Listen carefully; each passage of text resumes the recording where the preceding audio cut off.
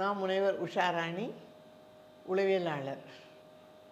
இன்றைக்கி நான் பேச போகிறது கோவத்தை பற்றி. கோபம் வராத மனிதனே கிடையாது அப்படின்னு சொல்கிறோம்.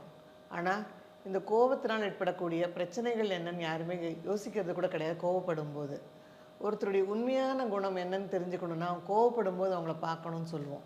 அவங்க உபயோகப்படுத்தக்கூடிய வார்த்தைகள், அவங்க முகத்தில் ஏற்படக்கூடிய மாற்றங்கள், அப்புறமா அவங்க ரத்த ஓட்டம் எப்படி வேகமாக இருக்குது, அவங்களுடைய இருதய துடிப்பு எப்படி வேகமாக இருக்குது, இதெல்லாம் உணர்றதே கிடையாது. நம்ம கோவத்தை நம்ம பார்த்ததில்லையே, உணர்ந்திருக்கோம். அடுத்தவங்க கோவத்தை நம்ம பார்த்துருக்கோம். அடுத்தவங்க கோவப்படும் போது அவங்க முகத்தில் ஏற்படக்கூடிய மாற்றங்களை வச்சு அவங்க கோவமாக இருக்காங்க அப்படிங்கிறத நம்ம தெரிஞ்சுக்கிறோம். ஸோ இந்த கோவத்தினால் ஏற்படக்கூடிய உடல் ரீதியான பிரச்சனைகள்னு பார்த்திங்கன்னா, ஹை பிபி இருக்குது, சுகர் ஜாஸ்தி ஆகுது. ஏன்னா ஹை பிபிங்கிறது கோவத்தை அதிகமாக வெளிக்காட்டும் போது ஏற்படக்கூடியது ஹை பிபி. சுகர் உள்ளே அடக்கி வச்சு, கோவத்தை வெளிக்காட்டாமல் உள்ளே அடக்கி வைக்கும்போது ஏற்படக்கூடியது சுகர். இது தவிர என்ன சொல்கிறது, like heart problems, lung problems, இதெல்லாமே ஏற்படக்கூடியது கோவத்தினால் ஏற்படக்கூடிய விஷயங்களாக இருக்கும். இந்த கோவம் எப்போத்துலேருந்து ஸ்டார்ட் ஆகுதுன்னு பார்த்திங்கன்னா, குழந்தை பருவத்துலேருந்தே ஆரம்பிக்குது. ஸோ குழந்தை பருவத்துலேருந்தே ஒருத்தர் கோவப்படுறாங்க, கோவம் வந்துட்டுருக்கு அப்படின்னாக்கா, அப்போத்துலேருந்தே அவங்களுக்கு அதுலேருந்து வெளிவருவதற்கான அணுகுமுறைகளை நம்ம கட்டாயம் சொல்லி கொடுக்கணும். இப்போ ஒருத்தர் ஜாஸ்தி கோவப்படுறாங்க அப்படின்னும்போது, அந்த கோவத்துலேருந்து எப்படி வெளியில் வரணும், முதல்ல அவங்கள அந்த சிச்சுவேஷன்லேருந்து மாற்றி வேறு ஒரு சூழ்நிலைக்கு கூட்டிகிட்டு போயிட்டு அவங்களுக்கு பிடிச்ச ஒரு வேலையை பண்ண வைக்கணும். ஒரு பாட்டு பாடுறதுக்கு பிடிச்சிருக்கும், ஒருத்தருக்கு டான்ஸ் ஆட பிடிச்சிருக்கும், ஒருத்தருக்கு வரைகிறதுக்கு பிடிச்சிருக்கும், ஒருத்தருக்கு சமைக்க பிடிச்சிருக்கும். ஸோ அந்த கோவம் வரக்கூடிய நேரங்களில் தன்னுடைய நிலைமையை மாற்றி வேறு ஒரு சூழ்நிலைக்கு எடுத்துகிட்டு போயிட்டாக்கா அந்த கோவத்தை சேனலைஸ் பண்ணிடலாம். ஸோ அதுக்கப்புறமா நிதானமாக யோசித்து பார்க்கும்போது அந்த தேவையில்லாத அந்த கோவம் எதனால் வருதுங்கிறத நம்ம புரிஞ்சுக்க முடியும். ஸோ இந்த கோவத்தினால் ஏற்படக்கூடிய பாதிப்புகள்னு பார்த்திங்கன்னா, என்கிட்ட ஒருத்தர் சொன்னார், நான் குடும்ப வாழ்க்கையை இழந்துட்டேன், என் மனைவி என்னை விட்டு போயிட்டாங்க, எனக்கு விவாகரத்தே ஆயிடுச்சு, என் கோவத்தினால தான். நான் எத்தனையோ டிவியை உடைச்சிருக்கேன், லேப்டாப்பை உடைச்சிருக்கேன். ஸோ கோவம் அந்த அளவுக்கு கொடுமையானது. ஸோ ஒருத்தரோட குடும்பமே அவங்கள விட்டு போகிற அளவுக்கு ஒரு கோபம் அவரோட பிரச்சனையும் ஜாஸ்தி ஆக்கியிருக்கு. ஓகே, இன்னொருத்தர் ஜெயிலில் பார்த்திங்கனாக்கா வரக்கூடிய நிறைய கைதிகள் அவங்களாம் பார்த்திங்கனாக்கா, குற்றவாளிகளை பார்த்திங்கனாக்கா, அவங்க கோபத்தால் நடந்த குற்றங்களாக தான் இருக்கும். ஒரு கொலை குற்றவாளின்னு எடுத்துக்கிட்டாக்கா, அந்த நேரத்தில் ஏற்பட்டக்கூடிய கோபத்தினால் அவர் செய்யக்கூடிய அந்த கொலையாக தான் இருந்திருக்குமே தவிர, நிறைய பிளான்டு மர்டர் ரொம்ப ரேர் தான்.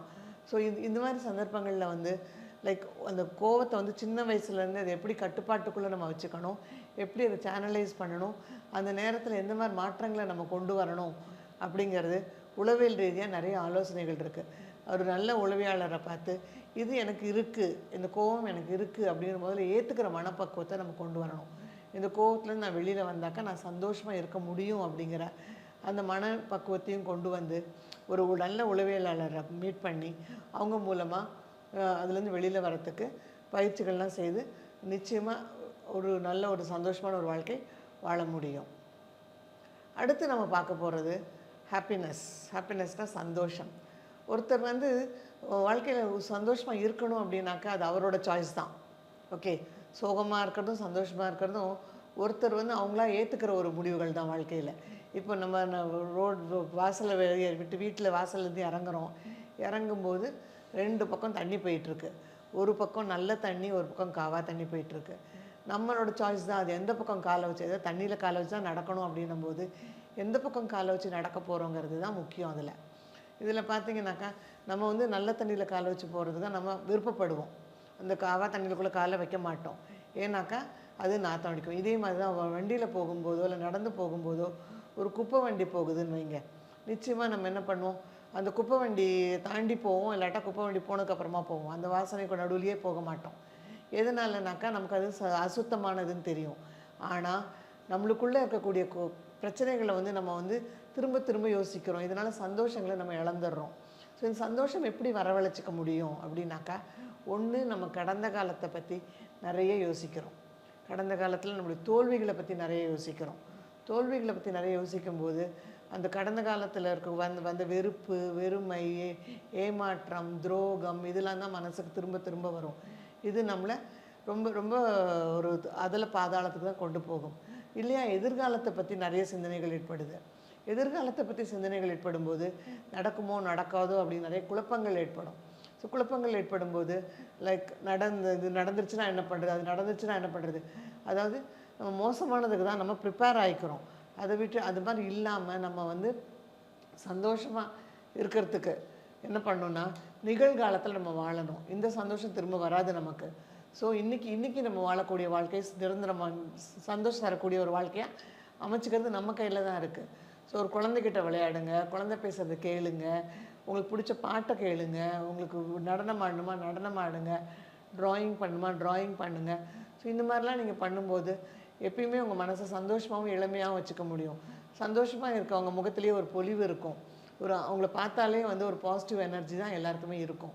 ஸோ அவங்க அந்த இடத்துக்கு வந்தாங்கனாலே அந்த இடம் கலகலன்ட்டு இருக்கும். அவங்களுடைய அந்த இது வந்து கண்டேஜியஸ். சந்தோஷம் மீன்ஸ் கண்டேஜியஸ். நம்ம சந்தோஷம் அடுத்தவங்களும் எடுத்துக்கிட்டு அவங்களும் சந்தோஷப்படுவாங்க. ஒரு சிரிப்பு இது எல்லாமே வந்து இருக்கும். ஸோ இது இந்த ஹாப்பினஸ் இன்னொரு விதமாகவும் பண்ணலாம். எப்படின்னாக்கா லைக் இந்த ரீயூனியன் சொல்கிறோம். இந்த திரும்ப திரும்ப நம்ம ஃப்ரெண்ட்ஸ் எல்லாம் மீட் பண்ணுறது, நம்ம பழைய காலத்து ஃப்ரெண்ட்ஸை நம்ம கூட ஸ்கூலில் படிச்சிருப்பாங்க, இல்லை காலேஜில் படிச்சிருப்பாங்க, 30-40 வருஷத்து ஃப்ரெண்ட்ஸை மீட் பண்ணுறது. அந்த ஃப்ரெண்ட்ஸை மீட் பண்ணும்போது நம்ம இப்போ இருக்கக்கூடிய பிரச்சனைகளையோ நம்ம பட்ட துயரங்களையோ பற்றி பேசாமல் அந்த காலத்தில் நம்ம ஒன்றா இருக்கும்போது என்னெல்லாம் சந்தோஷமாக அனுபவிச்சோங்கிறத பகிர்ந்துக்கும் போது நம்மளையும் அறியாமல் மனசுக்குள்ளே அந்த சந்தோஷம் வந்து ஜாஸ்தி ஆகும். ஸோ கூடுமான வரைக்கும் நம்மளை வந்து எப்படி நல்ல தண்ணியில் காலை வைக்கிறோமோ அந்த மாதிரி நம்ம மைண்டில் இருக்கக்கூடிய சேனல்ஸ், நிறைய சேனல்ஸ் இருக்குது நம்ம மைண்டில். இப்போ ஒரு தொலைக்காட்சின்னு எடுத்துக்கிட்டிங்கன்னா அதில் நிறைய சேனல்ஸ் இருக்குது. சிரிப்பொலி இருக்குது, சினிமா இருக்குது, சீரியல் இருக்குது, இந்த மாதிரி நிறைய சேனல்ஸ் இருக்குது. அதில் நமக்கு பிடிச்ச சேனல் தான் நம்ம பார்க்குறோம். அதே மாதிரி மனசுலேயும் நிறைய சேனல்ஸ் இருக்குது. அதில் நமக்கு பிடிச்ச சேனல்ஸ், பிடிக்காத சேனல்ஸ் நிறைய இருக்குது. இது பிடிச்ச சேனல்ஸை மட்டும் திரும்ப திரும்ப திரும்ப மைண்டுக்கு கொண்டு வரும்போது ஆட்டோமேட்டிக்காக நம்ம எப்பயுமே ஒரு சந்தோஷமான ஒரு மனிதனாக வாழ முடியும். இது நமக்கும் நல்லது, நம்மளை சார்ந்தவங்களுக்கும் ரொம்ப நல்லது. மூணாவதாக நான் பேச போகிறது வந்து தெரப்பிஸ்னாக்கா இந்த பிரச்சனைகள் ஏற்பட்டுடுச்சு அப்படின்னாக்கா அதை அணுகக்கூடிய முறைகள். ஸோ இதுக்கு வந்து உளவியல் ரீதியாக நிறைய மெத்தட்ஸ் இருக்குது. எப்படின்னாக்கா லைக் ஸோ ஒருத்தருக்கு வந்து எப்பயுமே வந்து தப்பாக நினைக்கிறதே வாழ்க்கையாக வச்சுருக்காங்கன்னு வைங்க. அதாவது ஒரு விஷயம் நடக்க போகுதுன்னா இப்படி நடந்துச்சுன்னா என்ன பண்ணுறது, அப்படி நடந்துச்சுன்னா என்ன பண்ணுறது, அதுக்கு தான் தயாராகுவாங்க. அதுக்கு பதிலாக அவங்க என்ன பண்ணணும் அப்படின்னாக்கா லைக் இந்த ஒரு ஃபோன் காலே வருது, வந்தவுடனே ஒரு பதற்றம் தான் ஏற்படும். பார்த்தீங்கன்னாக்கா இன்னும் இந்த அன்டைமில் ஃபோன் பண்ணியிருக்காங்க, யாருக்கு என்ன பிரச்சனையோ அப்படி தான் நினைக்க தோணும். அதை விட்டுட்டு நம்ம அந்த ஃபோன் எடுக்கும்போதே good news good news good news அப்படின்னு சொல்லிட்டு எடுத்து பழகினோன்னாக்கா நம்மளையும் அறியாமல் ஒரு நல்ல ஒரு சந்தோஷமான ஒரு சூழ்நிலையில் ஏற்படுத்திக்கலாம். ஸோ இது வந்து தெரப்பீஸில் இதுவும் ஒரு விதமான ஒரு தெரப்பி தான். நம்மளை சரி பண்ணிக்கிறது ஒரு தெரப்பி. இன்னொன்று வந்து காக்னிட்டிவ் பிஹேவியர் தெரப்பின்னு இருக்குது. காக்னிட்டிவ் பிஹேவியர் தெரப்பியில் பார்த்தீங்கன்னாக்கா நம்ம மனசுக்குள்ளே ஓடக்கூடிய ஓட்டங்களை வந்து ஒரு நம்ம கட்டுப்பாட்டுக்குள்ளே கொண்டு வந்து அதை வந்து ஒரு சீரமைச்சு பண்ணுறதுக்கான தெரப்பி தான் காக்னிட்டிவ் பிஹேவியர் தெரப்பி. அதுக்கப்புறமா SFBTன்னு சொல்லுவோம், solution focused brief therapy. Solution focused brief தெரப்பிங்கிறது என்னென்னா நம்ம பிரச்சனைகளை மட்டும்தான் பார்க்குறோமே தவிர அதற்கான முடிவுகளை நம்ம ரொம்ப யோசிக்கிறது கிடையாது. ஸோ இந்த பிரச்சனை வந்தால் என்ன பண்ணுறது, அந்த பிரச்சனை வந்தால் என்ன பண்ணுறதுன்னா அதுக்கு தயாராகிக்கிட்டு இருக்கோம். அதுக்கு பதிலாக சொல்யூஷனை ஃபோக்கஸ் பண்ணணும். லைக் பிரச்சனையும் இல்லாமல் சொல்யூஷன் மட்டும்தான் நம்ம பார்க்க போகிறோம். இப்போ ஒரு எக்ஸாம் எழுதுறோன்னே ரிசல்ட் வரும்போது எப்படி இருக்குமோ ரிசல்ட் அப்படின்னு பயப்படுறதை விட்டுட்டு நல்ல மார்க் வாங்கிடுவேன் நான், எனக்கு நல்ல மார்க் வாங்க முடியும் அப்படிங்கிற அந்த ஒரு மைண்ட் செட்டை என்ன சொல்கிறது லைக் பிஹேவியர் மாடிஃபிகேஷனில் நிறைய டெக்னிக்ஸ் இருக்குது. பிஹேவியர் மாடிஃபிகேஷன் பார்த்திங்கன்னா ஒருத்தருடைய நடவடிக்கைகள், நடத்தைகள், சின்ன குழந்தைகள் பெரியவங்க ஒரு வயசு வரைக்கும் பார்த்திங்கனாக்கா பெட் வெட்டிங் இருக்கும். அதாவது நைட்டு வந்து சிறுநீர் கழிக்கிறது, இல்லாட்டினாக்கா நகம் கடிக்கிறது. ஸோ இந்த மாதிரிலாம் பிரச்சனைகள் இருக்கும்.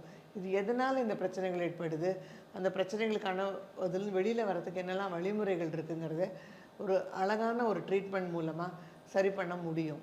ஸோ இந்த மாதிரி வந்து பிரச்சனைகளோடு வாழ்கிறதே ஒரு வாழ்க்கையாக எடுத்துக்கிட்டு அதுலேயே ஒரு கம்ஃபர்ட் ஜோனாக இல்லாமல் அதுலேருந்து வெளியில் வரதுக்கு என்னெல்லாம் நம்ம தெரிஞ்சுக்கணுங்கிறது முக்கியமான ஒரு விஷயம். ஸோ அதுக்கு இந்த தெரப்பீஸ் ரொம்ப யூஸ்ஃபுல்லாக இருக்கும். இன்னொன்று பார்த்தீங்கன்னாக்கா, லைக் நிறைய பேருக்கு வந்து எப்படி பேசுறதுனே தெரியாது. பேச தெரியாது அப்படின்னும்போது தப்பான விஷயத்த முதல்ல பேசுவாங்க, அப்புறம் தான் சரியான விஷயத்த பேசுவாங்க. இல்லைன்னாக்கா திணறுவாங்க பேசுகிறதுக்கு. எல்லா விஷயமும் தெரிஞ்சிருக்கும், ஆனால் அது எப்படி வெளிக்காட்டுறதுன்னு தெரியாது. ஸோ இந்த மாதிரி இருக்கும்போது அவங்களுக்கு வந்து பேச்சு அதுக்கான ஒரு பயிற்சிகள் கொடுப்போம். எந்த வார்த்தைகளை எப்படி யூஸ் பண்ணுறது, லைக் இப்போ வந்து இது செய்யாத போ அப்படின்னு சொல்கிறோம் அப்படின்னாக்கா, அதே வேறு மாதிரி சொல்லலாம். இதை வந்து பிறகு செய்து கொள்ளலாம், இப்போதைக்கு நம்ம கவனம் செலுத்த வேண்டியது இந்த விஷயம் அப்படின்னு வேறு மாதிரி அதே விஷயத்த சொல்லலாம். இப்போ நீ செய்யாத போ அப்படின்னாக்கா கோவம் வரும். அதுக்கு பதிலாக அந்த வார்த்தைகள் உபயோகப்படுத்துறது வந்து சரியான வார்த்தைகளை சரியான நேரத்தில் எப்படி உபயோகப்படுத்துறதுங்கிறத சொல்லிக் கொடுக்கறதுக்கான பயிற்சிகளும் இருக்குது. ஸோ இது நிறைய பயிற்சிகள் பண்ண பண்ண ஒருத்தருடைய மனநிலையில் நிறைய மாற்றங்கள் ஏற்படும். எனக்கு வந்து கிட்டத்தட்ட 40 வருஷ அனுபவம் இருக்குது. Counselling, training, teaching and consultancy எல்லாத்துலேயுமே எனக்கு ட்ரைனிங் இருக்குது. ஸோ உங்களுக்கு எதுவும் என்னை காண்டாக்ட் பண்ணணும் அப்படின்னு நீங்கள் நினச்சிங்கனாக்கா, நீங்கள் அணுக வேண்டிய தொலைபேசி எண் 9444310789. நான் வந்து ஆன்லைன் கவுன்சிலிங்கும் கொடுக்குறேன், நேர்லேயும் கவுன்சிலிங் கொடுக்குறேன். இது தவிர நாங்கள் வந்து விக்ட்ரி ஆஃப் த மைண்ட் அப்படிங்கிற ஒரு நிறுவனத்தை நிறுவியிருக்கேன். அந்த நிறுவனத்தில் வந்துட்டு டெஸ்டிங் பண்ணுறோம், சைக்காலஜி டெஸ்டிங் பண்ணுறோம்.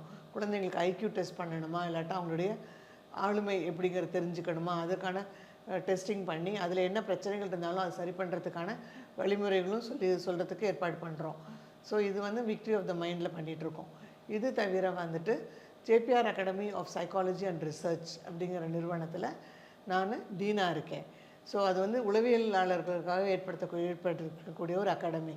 ஸோ இதில் வந்து யாராவது வந்து வேறு ஃபீல்டில் இருக்கவங்க, அதாவது இன்ஜினியரிங்கோ இல்லாட்டா வேறு ஃபிசிக்ஸ், கெமிஸ்ட்ரி எந்த படித்தவங்களுக்கு கூட சைக்காலஜி படிக்கணும்னு ஆர்வம் இருக்கவங்க இந்த கோர்ஸில் ஜாயின் பண்ணி படிக்கலாம். இதன் மூலமாக அவங்களுக்கு மனிதர்கள்கிட்ட பழகக்கூடிய விதங்கள், மனிதர்கள்கிட்ட பேசக்கூடிய விதங்கள், அவங்களால என்னென்ன பிரச்சனைகள் வரும், அவங்கள எப்படி அணுகிறது, இது எல்லாமே கற்றுக்க முடியும்.